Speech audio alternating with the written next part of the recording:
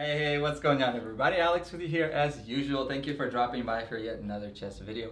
This video is going to be super duper exciting. I am like overly excited about this video because we're going to be taking a look at the DGT Centaur. Now, before you guys click away from this video and say like, wow dude, this board is really kind of outdated old technology, so to speak, because this board I do realize came out like what, almost 4 years ago or so. Before you say, look dude, I'm not gonna watch you review an old board, I'm gonna tell you right now, before I even start this video, why I feel like it's really important for us to be able to see me review this board.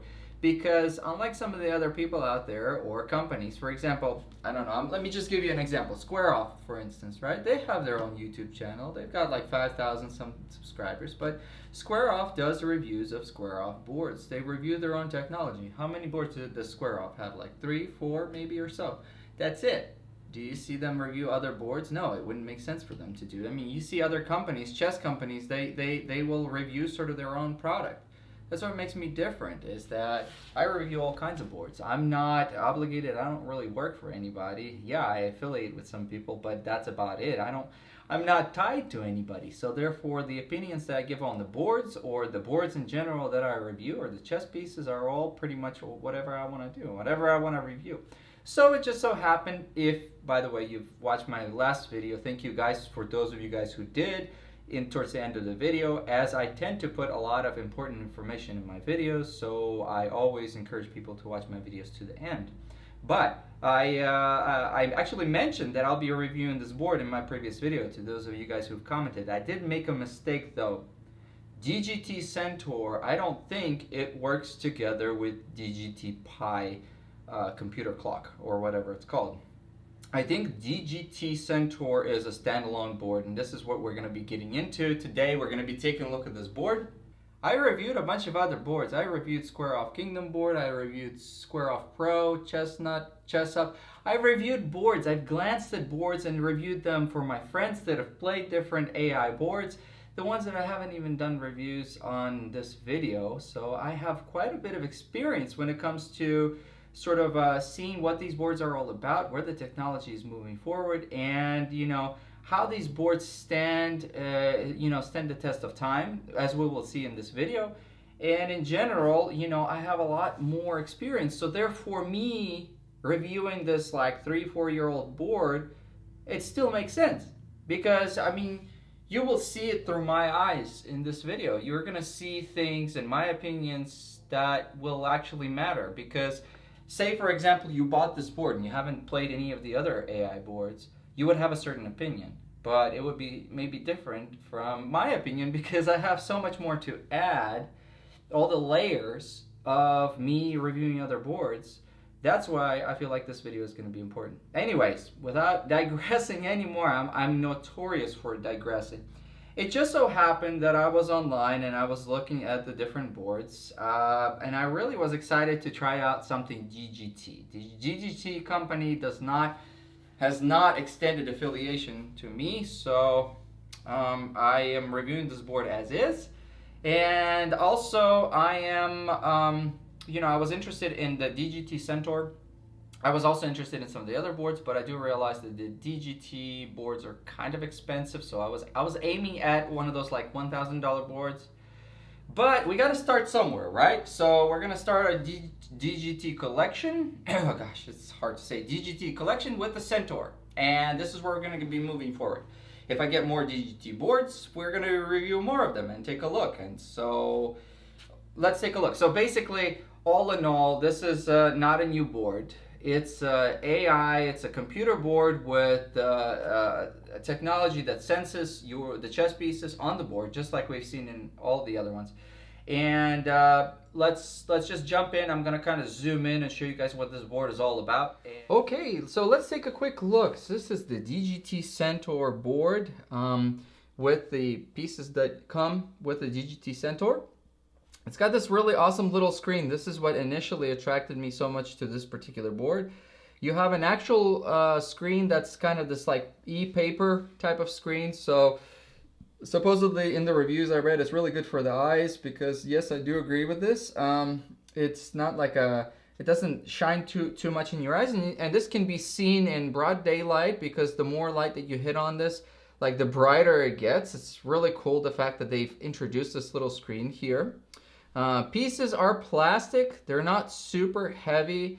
The underside of the pieces has this sort of a plastic like sticker on it. Very, very similar in design, the pieces are to the Square Off Pro. We've seen Square Off Pro almost looks identical actually to these as far as the construction. So the pieces are not super heavy. They're not like so light that you're going to be afraid that they're going to like topple over or whatever, but they're not heavy at all. I don't think there's any weight or additional weight to them. I don't think that they're using any type of a metal, like a metal underside or anything like that weight. So all you have on the bottom are these little stickers. And I've seen in the discussion boards actually something kind of cool is you can get additional stickers and stick them on like other chess pieces. I've seen people do that. They would take their like Zagreb chess set or the Dubrovnik or something, and they would just put the stickers on the underside of a wooden chess set and just use that, which they say works pretty well. Okay, so all in all, the DGT Centaur, I'm going to start off with by saying that it's a standalone board, which means that it does not play or hook onto your computer or your phone or anything. It does not play online, okay? That's going to be the biggest thing. I wasn't aware of that, so much so, but it doesn't play online. When you go over here, and hopefully you guys will be able to see it, you press this little check mark here, and it immediately throws you into the menu. In the menu, you have a number of different things you can adjust. Let's start off with language. We'll start off from the bottom. We have Deutsch, English, Espanol, French, Italiano, Netherlands, Polski, Ruski, and Turk. Does it go any further? Yeah, that's about it. Those are all the languages that are provided. I'm just going to keep it at English I don't want to switch it to some other language. The light, brightness, we have low, medium, high. I believe that's the lightness of the... Yep, there we go. So if you do that, for instance, you got these like little LED lights. See how this is like really bright? So depending on or not whether you're playing in like a dark environment, maybe the light is a little bit too much for you if it's too high. So you can switch to medium or low. I'm going to keep it at high for this video so you guys can kind of see a little bit better. The sound, this is you have the sound on or off of the different, like whether or not like you're going through the menu or you're playing the game. There will be some beeping and stuff. If you want that completely off, if you're in an environment that doesn't really allow beeping, you can turn it off. Like, so let's say you're somewhere at a club or a tournament and you just want it off, you can turn it off. The display here, you can see what you want to show on the display, the board, the clock, the score on this particular display. Clock, score, hint, and then text size, large or small. So everything's very self-explanatory. I've actually had some people saying that this interface is kind of buggy, but I don't find it buggy at all. I think that it works really well. I've also read somewhere that because it does not hook on online and because it doesn't, like, you can't really even like USB this board to your computer or anything. It'll just, like, it won't recognize it. You can do firmware updates on this. Now, I've seen some people that wanted to like try to hack it and use Linux software, but for the majority of us, we're not going to be doing that. We're just going to be playing with the board the way that it is. So yeah, you don't get a software update. You get the board the way that it is, and you use the software that's already embedded here, and you basically utilize the board for what it's intended to do. And what exactly is this board intended to do? Well, let me tell you. You have the option of playing the computer. You have the option of analyzing, or you have the option of playing against somebody else, okay? Which is the same, I believe, as the analysis. So let's say you wanted to play against somebody in the same room as you are, and you can click the analysis, okay? And then you can start the game like this. And when you start the game, it'll show you the board. The cool thing here that I found kind of cool is that it will actually use Stockfish that's embedded into it. Has Stockfish that analyzes the games. I'm not really sure which Stockfish, but it does use Stockfish. And it'll actually give you a score of, as you can see here, I hope you can see this, there's a score of plus 0.61. We haven't even moved a piece. And as you play the game, it'll actually continue to give you scores. So if you're playing against somebody that's relatively, interested in this type of stuff, it's always nice because every time you make a move, it'll actually reevaluate what the score is going to be. So we're still at the same, at about the same score. And it shows you what moves have been made. See, now your score has dropped just a little bit according to Stockfish. The score is actually, I'll show you something. So here's the score of plus 6.3, but you can take it back in the analysis mode. And then you can go here and it'll say, your score now is plus 0.01. So it actually may have, according to Stockfish, been better for you to have moved here. But if we move again, now it says it's plus 0.42. And if we move back and move again, it might say plus 0.35. So it's almost like, it feels to me like it's like using infrared thermometer to check your kid's temperature on the forehead. Like you every time you do it, you're gonna have slightly different reading. It's gonna be in the ballpark, but it's still gonna be slightly different.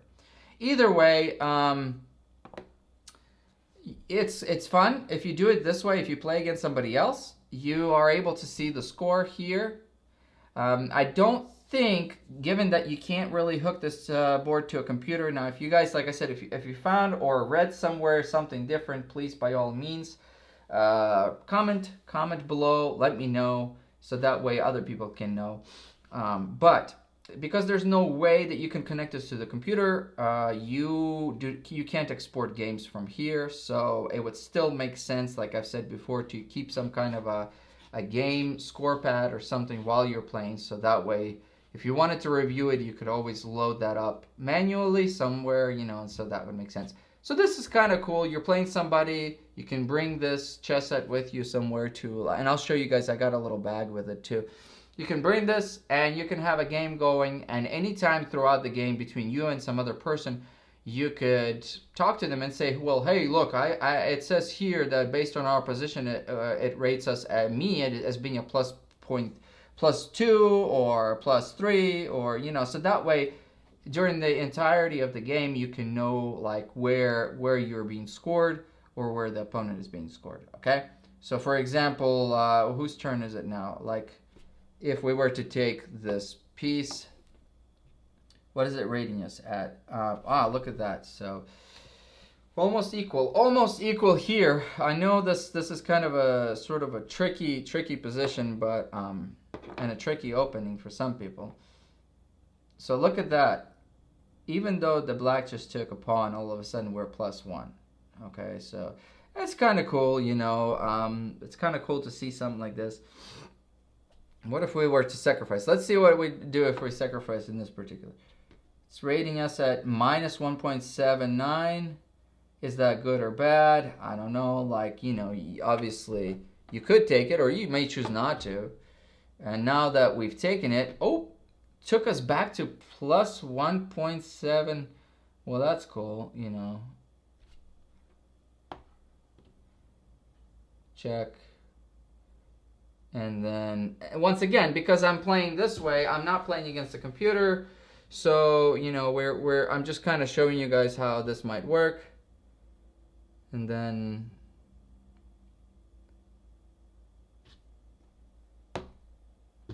let's see. Whatever. Long story short, guys, this is one of the options that you can do. Another thing, look at this. If we just move the pieces back without actually telling this what we're doing, if we just sort of place the pieces back to their original position, there's no confusion. It immediately takes us to the beginning of the game. It realizes that that's what we wanted to do. If you're resetting your pieces, that's kind of cool. So there's no bugginess there. You don't have to actually click in and say, I'm done with the game, I'm resigning or whatever. You just put the pieces back. Another option that you can do as far as the game modes is you can play against the computer, the AI, and this is where this board is really intended to be played. You can let the computer play as black or white, If you do let the computer play as white, and then you start, you see how, like, even though right now those pieces, those black pieces are set up there and the white pieces are set up there, what's happening is it basically tells us there's no need to flip the board, but make sure you put the white pieces on that side. So it assumes that if you're playing against the computer, you're always going to be playing this way, which makes sense because this little screen and these little buttons are intended for you.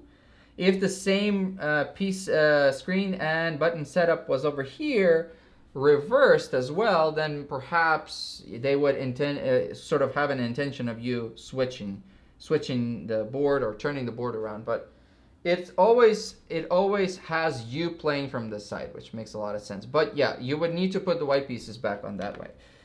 If we turned and we let the computer play as black, we have the other options of having a friendly game, challenging game, and expert game. And as I was reading on the DGT Centaur, the level of play of the computer is its adaptive play, as we've seen in some of the other chess boards, whereby it will analyze your playing experience and it will sort of adapt to your playing style, and it'll actually get either stronger or weaker depending on how you're playing, which is really cool because it's not like set in stone. It's very malleable, which like I said, the board here, they say that it's more like, you know, playing a real person, as opposed to like just playing an old computer. So anyways, you have the friendly option as far as the level, the challenging, and then the expert. So if you get started, let's say we put it for challenging, basically you play this board the same way that you will play many of the other boards that we've reviewed. For example, the chessnut, the square off, they all kind of have the same option of playing this adaptive style. But like I said, none of the boards that we've reviewed before have this little screen, so that's really kind of cool. And basically, you know, you play the computer, okay? I think what is he doing? The Sicilian defense, or what's going on there, huh? Anyways, so that's that. I don't want to have to play the whole game, but you can see that we have these pretty little lights. But can you take it back? Yeah, I guess you can take it back, right? Yeah, you can take back your move. Also, here's another thing. If you don't know what you want to do, you can always ask for a hint, and it'll show you, like, okay, so it's hinting. It says you should probably move that direction. So the C3, look at this. C3 is going to give you a score of +7-2. C4 here, which is going to be this move, is going to give you a score of, let's see, we'll go back. So let's see. Here we go.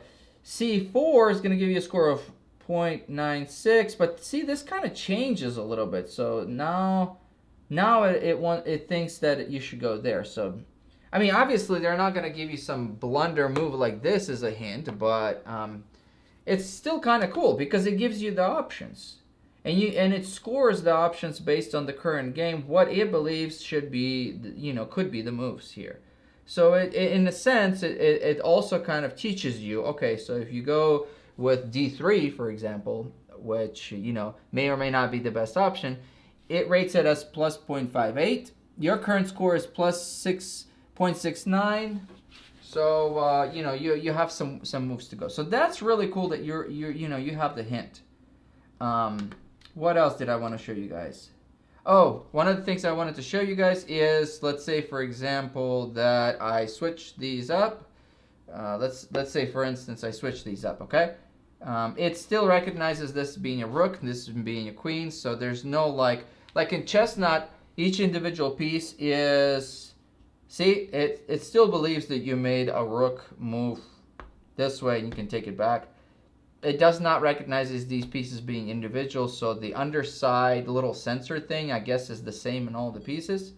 Which is not a big deal. I've made it. It's just a little detail. I made it seem maybe like it was a big deal because some newer boards are, you know, putting in that you have the individual piece recognition. But really, if you're playing normal games like this, may not necessarily make a big deal. It's not like you're going to cheat the system and then try to get away with it. I mean, you're just trying to play a game of chess. So whether or not you put the queen here and trying to confuse the computer, it's only really going to confuse you. It's not really meant to, like I said, this whole board is meant to educate you in how to play better, I guess. It's not, it's not there to trick you. But for the purposes of, for example, what chessnut allows us to do is they have this option of doing board editor, as I've made a video before, and the board editor allows you to set up the pieces in any way that you want on the entire board really fast, and then it will actually replicate the position of all the pieces that you set up on the screen of your phone or whatever, and makes it really easy to do that. Whereas in this case, and I'll show you guys here in just a second, it's not as easy, okay? So playing against somebody else or playing against the computer at various different challenge levels is really fun on this board, and it accomplishes it really quite nicely. The other options we have on this in this menu here is we have this game time. You can actually create, let's see, let's go here. We have the game time. You can do a game for, let's reset the pieces. So every time you reset pieces, it tells it that the game has reset. You can do a 2-minute game, 5, 10, 20, 30, 45, 60, 90. I don't think they can give you the option of doing like incremental, incremental time. But let's say, for example, you set it to this. You are going to get a little clock on both sides. So that's kind of cool. You can set the game clock to whatever. Like I said, it could have been nice if they did also the option of putting incremental time, but they didn't. Then you have the option of setting pieces, and setting pieces basically works and set the pieces direction for the white moving this way or for the white moving this way. So is the white here or is the white there? We're going to assume white's here for analysis purposes. Okay, so here let's say we want to, okay, the first piece that we're going to do, so you select the piece here because once again we have issues with recognition, and if we select it, we're going to say, okay, this is a bishop, okay, and we set it right here. Or we can set the bishop, let's say, go here, and we're going to say our bishop's going to be here. The next piece is going to be the king, the light king is going to be here. The next piece is going to be the queen, but we're using the knight here instead of the queen, and it actually still shows us that it's a queen. So you basically select which piece you want. Like I said, since we don't have individual piece recognition, and then you set it on the board, and you make, you make your game the way that it is. Let's say, for example, we've got the queen, and then we have the dark king here, and then we have the dark queen here, and then let's say we got the rook here. Okay, whatever. So now that we set up the pieces, the white, we're gonna say, is moving in that direction, and we're playing as, the computer is playing as white, and it's white turns to move, okay? There we go. The score is, according to the computer, is plus 0.08. So that's, basically interesting. Interesting that it would, okay. This is not a queen. This is a queen. I was like, interesting that it would be that score. No, here's how it works, okay? So basically, you can play from here, okay? And,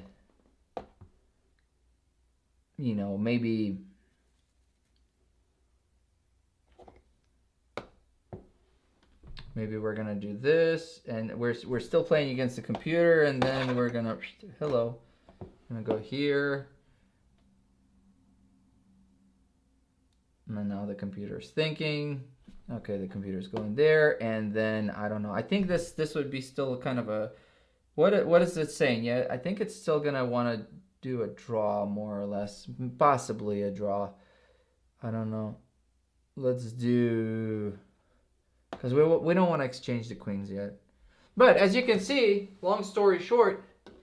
Oh, no, no, no, no, no. You're right. It's the black's. Is it the black's turn to go? No, no, no, no, no. Oh, because it's giving me a check, so it's putting me in a situation where I have to take it. Okay, so yeah, I guess it's a draw more or less, unless I can. What does it say? What's the score here? Show me the score. Yeah, insufficient material. It says it's a draw, so it assumes I cannot. I guess yeah, I can't mate with a bishop and a king. Anyway, so that's the option of setting up the board pieces. It's relatively easy to do it as soon as you figure it out.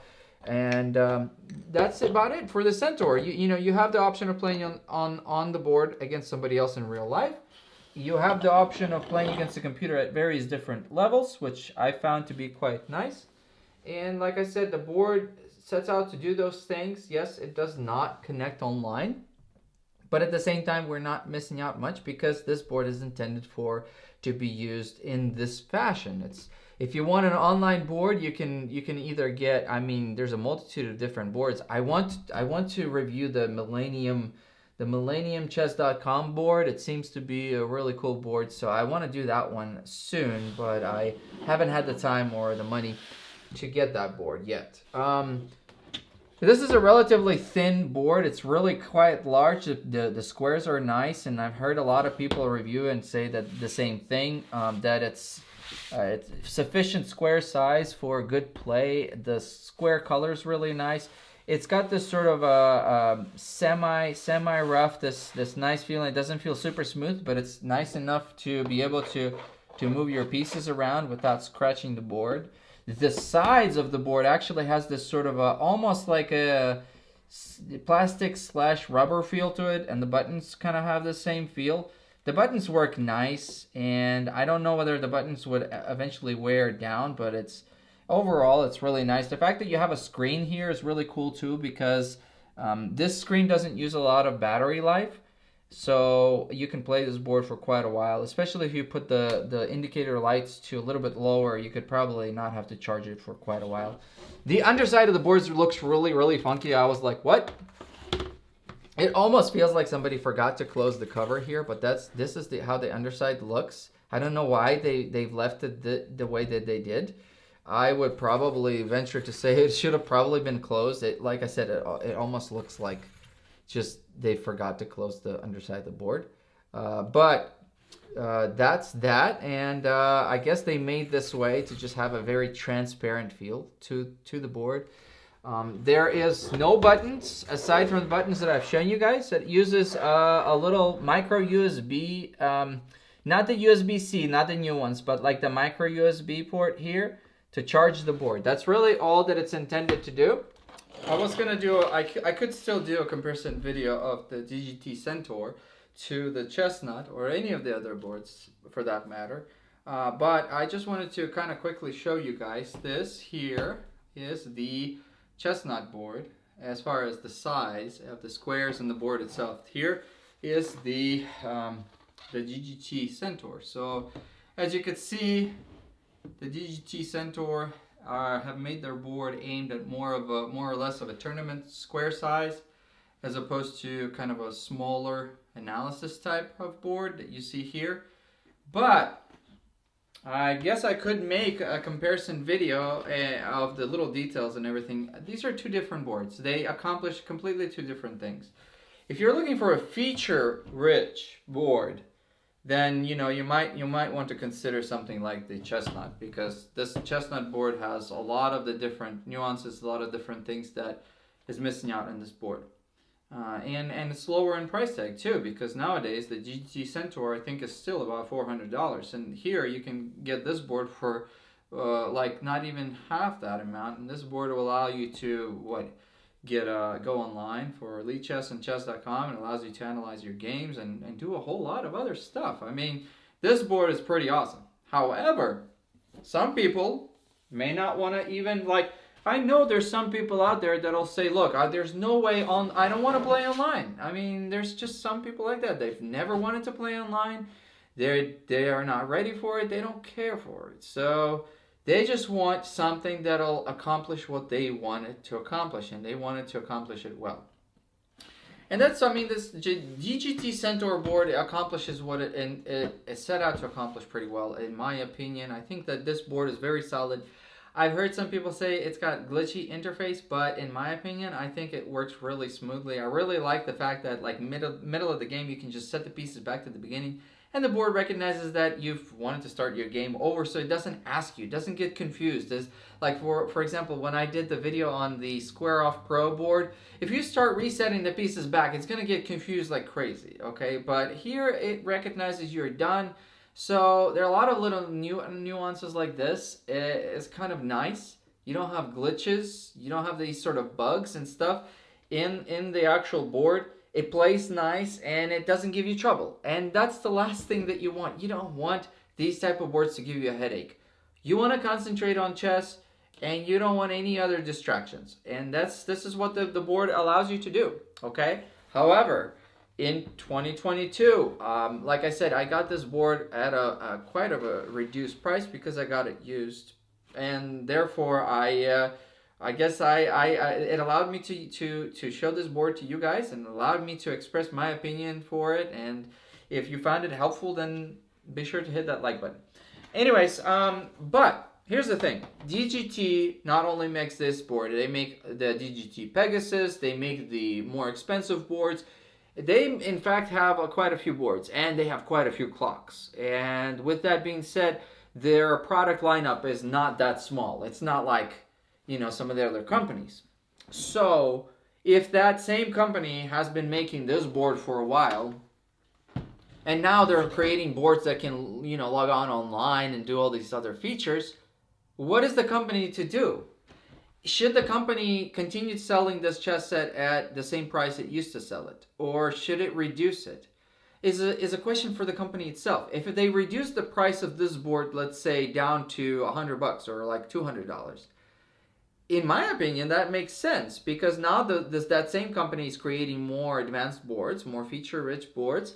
It recognizes that it's no longer 2019 or 2018, what have you, and it says, okay, we recognize that the demand for this board might be lower now, and we're going to lower the price because now, comparing this board to some of the other boards we've made, this is where it should be based on its price. But at the same time, if they do that, then they're lowering down their own image. They're saying, oh, well, we now believe that this awesome board that we sold for $400 all these years is now only worth $200. No, I mean, it's hard for the company to do that, especially if the company isn't like Amazon or something. It's not super huge. It may or may not want to take those risks. It may not want to play around with the price tag like that, because then the audience or the people, the potential customers, are going to be like, where's the company going? Why is it up, jumping up and down in price so much? Are they even sure their chessboard is worth all that much? So, yes, in a sense, I agree with both. I think that, in my opinion, I'd probably say this board is worth $200 now. $199 flat. Put some discount on it. Sell it to us for $150. Because, like I said, today's time, all the other boards are going online. People are expecting those things out of the boards. So, $200 solid board. Based on advantages of this board would be, you can be out somewhere in the forest without your cell phone or whatever, and you can still play an awesome game of chess. You can be on an uninhabited island, although you would run out of the battery on this thing. You can still play a great game of chess. You don't have to have a phone. If you are one of those people who prefers not to even have a phone, which I've seen there's some people that don't like to have cell phones, this is your board. You can play against the computer. The computer will not give you any fuss. The computer is not going to argue with you. The computer is going to play whenever you're ready. The computer will be there for you, and it'll provide you a great game of chess. So if you're looking for a great game of chess, you don't really care whether or not it's from a computer or from an individual, This board sets out to do exactly that. If you feel like you need to be part of a community, of a chess community, and you want to play against a real human being, even though he's not in the same room with you, then you may want to look for a board that'll allow you to do that, okay? But having said that, if you're just interested in having a chess game, or if you're interested in learning how to play chess, as we've seen, through the hints and everything, and through the evaluation of Stockfish based on like your position and everything, this is a great board for you as well. Okay, so make your own decision with regards to that. Like I said, every product has a price tag. If this product is selling for $400, I evaluate it as based on how it compares to other $400 chess boards. If this product is sold for $200, that's different. Then I evaluate it based on that price tag. So I do that with everything. You guys, I'm sure, do that with everything. Cameras, all that stuff. I do that all the time for pretty much anything that I intend to buy. I make those evaluations based on price, okay? Before I run out of the battery on my camera, or before my SD card gets completely full, I wanted to complete this video or complete this review by showing you guys what else you can get with this board. Obviously, you can get some kind of a bag. This bag specifically designed for the DGT Centaur in case you're walking somewhere in public and people don't know what's in your bag. It probably is a DGT Centaur because they're being very specific. Anyways, your perfect chess friend. Yes, I guess. I don't know. My perfect chess friend is Larry, maybe. I don't know. I don't have a lot of chess friends. The inside of it has this sort of compartment right over here. The compartment is just like one single compartment. There's no subdividing little compartments in here. And this is the compartment where basically your chess board goes. The chess board fits in there nicely. On each side of the compartment, there's a sort of like a padding. It's not super thick, but it's thick enough. I think that if you were to like take this and toss it across the room, potentially you could damage the board this way, but nobody's gonna necessarily do that. Of course, in this chess set, you do have the extra queens that I wanted to mention for those people that were interested in that. Yes, so you have the charger, micro USB charger that's firmly attached. You don't have like the cord. I've seen that just the cord and the adapter separately. I've seen them not send you the adapter and just have just the cord itself, assuming you have the adapter. You have the option of having 3 different extensions for depending on or not whether you live in the United States or like in Europe or somewhere. So you have the regular one for the United States. I think this one's the European. And this one, I don't even know. This looks like the one you attach to like your stove oven attaches to the wall. But anyways, yeah, you have that and it detaches here and you can attach whichever one you want. This board's made in Netherlands, I believe. So they're, like I said, they're sort of catering to all kind of different chess players in all different countries. On the front of the pouch, you have these two little sections right here, 2 little pouches. That are both zip up for your pieces. You can put either the light and the dark pieces in separate compartments, or you can maybe put the user manual and the charging cord in one compartment and maybe the pieces in the other. But I would probably just keep the light pieces in one and the dark pieces in the other. The user manual, the DGT Centaur user manual, comes in a variety of different languages and basically tells you a little bit about the board, how to use the board, pretty much everything we've talked about in this video. Like I said, this board it's made relatively simple. It has a simple design. The interface is relatively simple.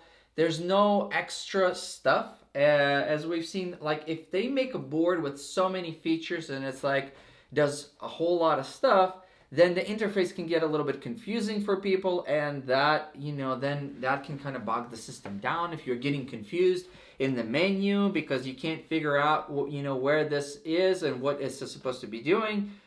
As we've seen here, the menu is relatively clean, it's easy to use, and it works well, okay? I have not encountered any bugs or any type of issues with the interface or the menu, so I am relatively pleased. The worst thing that you can have on a board, in my opinion, is if you have bugs or things don't work the way they should. Because even though this is an electronic chessboard, we really want this board to behave like a regular chessboard. And we want the entire experience to be more or less like an experience you would get from a wooden chessboard and wooden pieces, with slight bit of, you know, extra pizzazz. So yeah, that's about it. The overall, you know, with the pieces and everything, this is not a super heavy. This is not a super heavy bag. You can hold it like this, like we've seen in the other bags, or you can hold it by the, like, over the shoulder type of thing, like that. I'm not sure if you get the bag together with the board if you buy it brand new, but this is what I would recommend, having some kind of a bag. That way you can just kind of store it. You can have a hook in the wall, and you can just place this on the wall all like this. And that way your dogs don't get to it and don't chew up your pieces and whatnot. So, okay, my friends, well, that's about it. Thank you for stopping by. Thank you for watching the video. It's always very exciting to show you guys new stuff, and I was super excited about this video. I might make a subsequent video where I compare this board and the, you know, the physical characteristics of this board to maybe like the chestnut board, just to show you guys how it compares in size, dimensions, and everything. Also, be sure to comment below if you have any comments to say, whether or not, I know this is a pretty popular board, so if you have anything to say, whether you've had this board before or you thought about buying it, comment below. Hit that like button. Those likes, they don't take a whole lot for you to just hit that like button, but they're really important for overall these videos and in general. If you haven't subscribed to this channel, but you do come back and watch some of the videos here, be sure to subscribe to this channel, because here's the thing, I'm going to tell you why subscribing to a channel like this makes a lot of sense. For example, if you're interested in chess content in general, okay, and you go on YouTube, how many times have we gone on YouTube and we get recommendations from YouTube to things that are completely irrelevant to what we usually watch, like Peppa Pig? You know, I go in, I watch chess videos, and then I'll get recommendations for Peppa Pig. Like, why am I getting... So here's the short story of it. When you subscribe to chess channels, when you subscribe to a channel like this, not only will I benefit by you subscribing, but also channels similar to this. So channels that you might not even be aware of, and other people making chess sets and reviewing chess sets and whatnot, if this is something that interests you, they will become more apparent on the recommendation page. So you will start to see pop-ups of things maybe that other people are doing as well. That helps the chess community tremendously. That helps for people to become more interested in chess, because if the YouTube algorithm, and let's face it, the YouTube algorithm is very, very competitive. I mean, we're competing against not only other chess videos or chess channels, but more importantly, we're competing against things that you guys might not even be interested in, you know, like watching some random stuff or people jumping around. Be sure to subscribe. Do the right thing. Like I said, it doesn't take much for you to hit that like, to subscribe to the channel, but in ways that you may not even be aware of down the road, it's really helpful, because it does create quite a bit of an impact. If you do subscribe, thank you so much. And with that being said, I hope everybody has a great weekend. I hope everybody has a productive week.